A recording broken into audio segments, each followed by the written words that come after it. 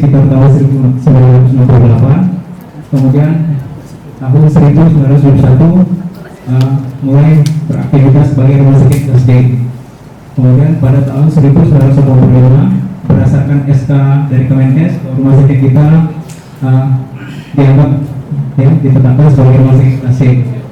Kemudian pada tahun 2002 menurut Perda ini berubah menjadi BD RSUD Ciadem. Kemudian pada tahun 2004 itu terjadi tsunami sehingga terjadi perubahan struktural di rumah sakit. Kemudian pada tahun 2008 dengan bantuan dari Singapore Red Cross, kemudian itu struktur rumah sakit diubah menjadi kantor Singapura. Kemudian pada tahun 2012 rumah sakit kita ditetapkan sebagai PPK DRUD, dan kita harapkan bahwa pada tahun 2025 pelayanan dokter spesialis yang beragam juga yang tadi ini mudah-mudahan ini bisa berkembang terus. Nah, itu momen penting dari rumah sakit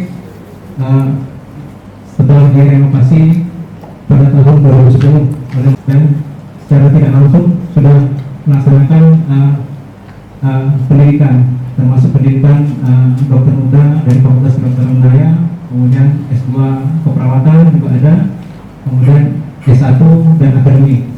Kemudian kita berharap rumah sakit ini bisa berubah menjadi rumah sakit kelas D yang nanti akan menjadi rumah sakit pendidikan yang betul-betul sebagai sarana mungkin anak kita, rencana kita mungkin nanti siapa tahu bisa jadi ada Fakultas Kedokteran di wilayah Arab Selatan.